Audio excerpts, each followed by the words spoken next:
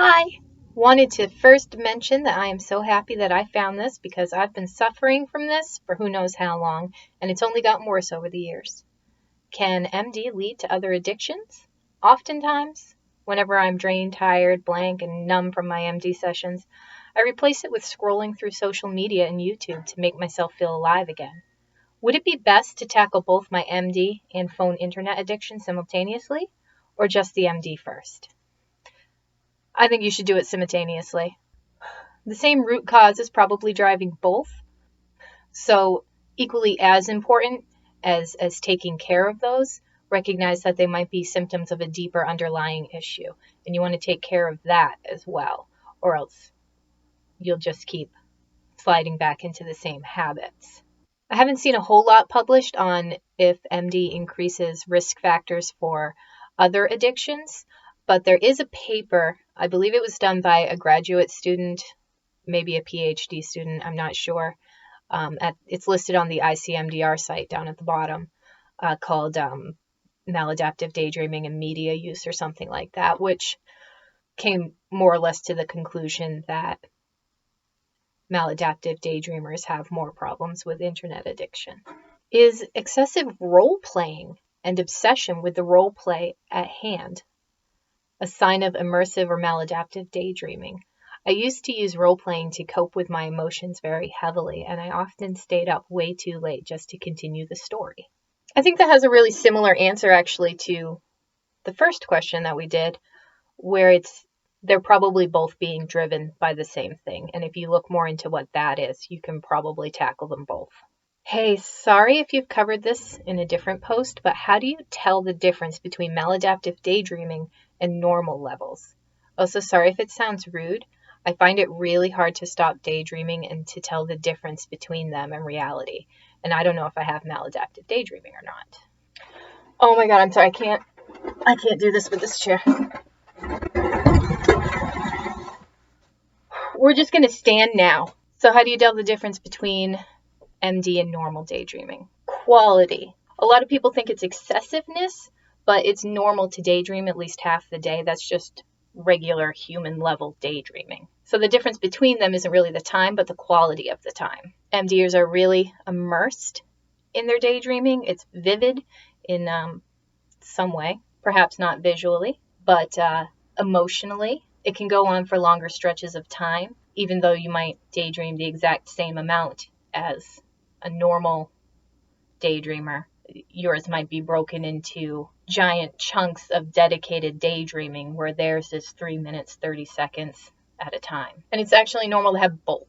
You'll have your deep, dedicated, like paracosm world, and just the normal stray thoughts that pop in and out of your mind. Whether that is maladaptive or not really depends on the person. You got to get into how it's affecting your life, and that's going to be different for everybody. If you sit down and really analyze your behavior, where you are versus where you want to be, if you can stop when you want to, if it's helping or hindering you in what you actually want for your life, then you can weigh that out and figure out if for you it is a net positive or a net negative.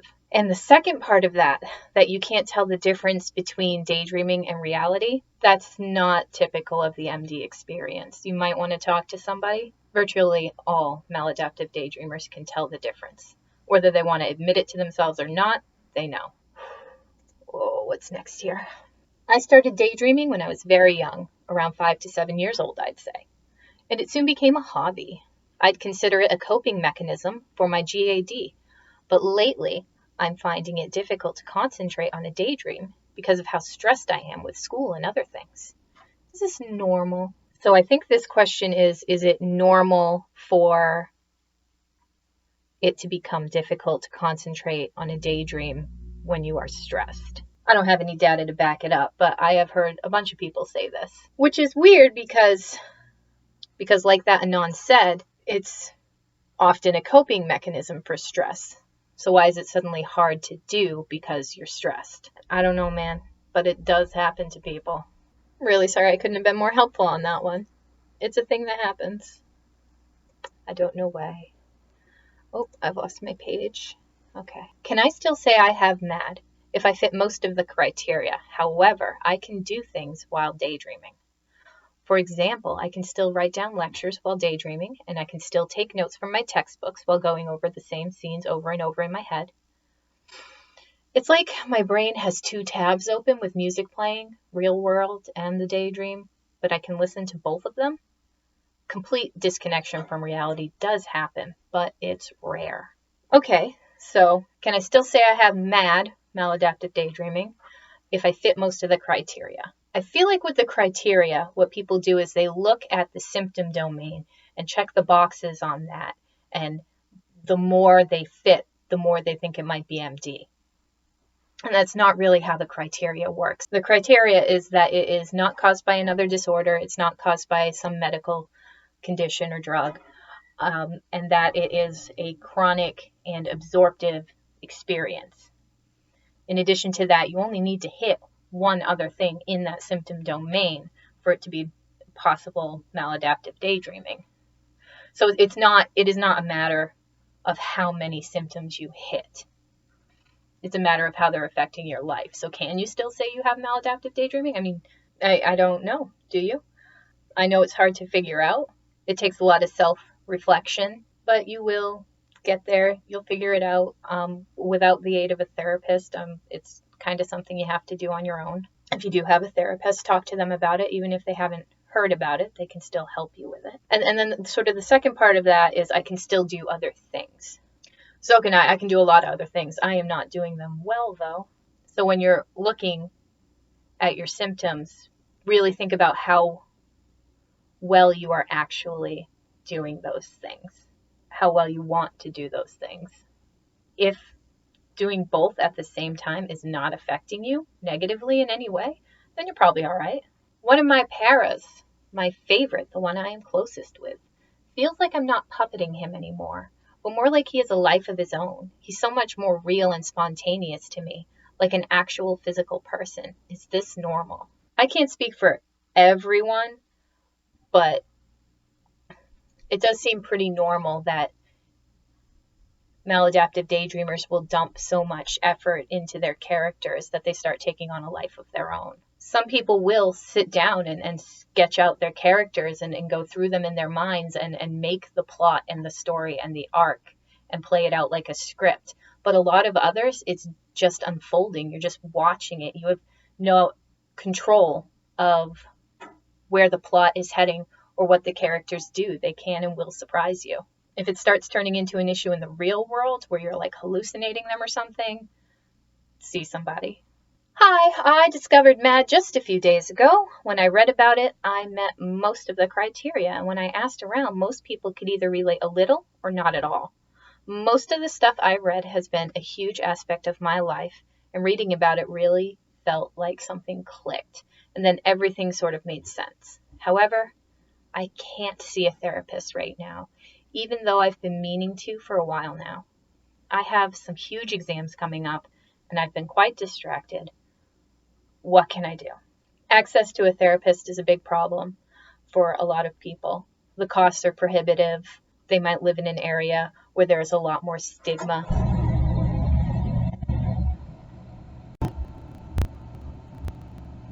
My furnace kicked on.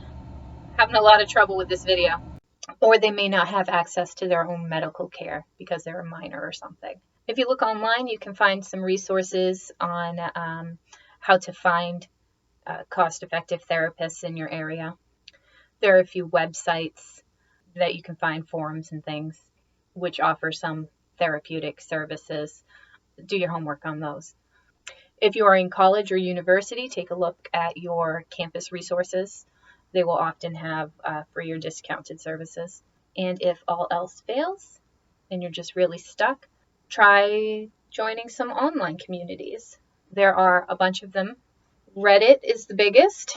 Facebook is pretty large. Tumblr has a large and active community. We have a Discord. There are also communities, active communities, on Instagram, Amino, and Twitter. I don't think it needs to be said, but I'm going to say it anyway. These groups are not a replacement for therapy, but you will at least be able to talk with other people who share the same experiences as you. You don't have to feel alone. You can trade notes, maybe get some good tips, see what's worked for other people. They'll all have their own little cultures, so find the best one for you. There are a few options. All right, what do we have next? So I created a para, and while I only dreamt about him at first, I now lie to my internet friends and act as if he's a real person and we're dating. I catch myself slipping and thinking, I wish he was here right now, or I should go to his place after school, yet he's not real. What do I do? Part 2. I've also created a whole fake life in my daydreams and have faked my whole life to internet friends to seem more interesting, and still do the act now. I have faked relationships with people, what I do in my free time, how I'm popular. I also took real people but altered their personalities and so on and pretended to date them or whatever when talking to my internet friends. I act as if some of these are actual memories and have to remind myself nothing's real and never happened. Help! The furnace! This is what I get for recording in my basement. Oh, this is a really hard one. Muffin. I wish I had the expertise to actually be helpful with this one. But all I can really say is just, you got to find something in yourself to put out there. Even if your life is completely boring or awful, there is something in you. At the very least, you have a great imagination, but you need to put that out there in a more healthy way. Maybe role play or something will scratch that same itch. I'm not really sure. I'm not into the whole role play thing, but it sounds like it might be similar. Delete all your fake accounts. Just rip that band-aid right off. They're not going to do anything but drag you down. And just slowly move yourself away from that persona. You might not think it's doing any harm, but you don't want to end up in a position where suddenly you're catfishing somebody. And I think this is going to be the last one because I will burn my house down if that furnace turns on one more time. Hi, I hope you're having a good day. I am not a daydreamer, but my friend is. And she told me about it, and I told her it's cool. We always talk about it and ask about her paras and stories. As dreamer, what is the best thing a friend can do for a daydreamer? I really want to do more for her because she's amazing, but she doesn't believe that. So what can I say to make her more confident? Obviously don't know any of these individuals, so can't give any individual advice. Not that I'm a great advice giver anyway. I'm sorry, internet girl. But I think the best thing you can do for a maladaptive daydreamer is to engage them. It's awesome to talk about people's worlds and their characters. And that's a big deal for a maladaptive daydreamer, that they are opening up to you is a very good sign, because we usually keep that to ourselves or amongst ourselves. But even more important, in my opinion, than just talking about it is talking about more than just the world. There are a lot of other ways that maladaptive daydreaming affects the daydreamer. So perhaps sort of ask her about those symptoms that can be harder to talk about the bad sides and the lows. It's cool to have someone to talk to, but the conversation doesn't need to be one-dimensional. And another thing maladaptive daydreamers do is they tend to socially isolate themselves. They get stuck in cycles. So keep in contact, especially if you notice that she is starting to withdraw.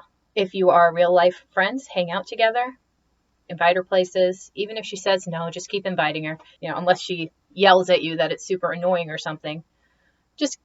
Just keep extending that soft invitation. If it's an online friend, just message them, but try not to pull them into the online world. Push them, what'd you do today? Kind of the best and only thing you can really do is let them know that you are there for them, and not just to listen to the cool world building stuff, but also the bad things without judgment or advice unless they ask for it, and just kind of push them to be out there, to not hold up alone with no one. And that is it. Thanks for coming back to my channel. I should I should make an outro or something because I don't know, I'm running out of ways to say goodbye.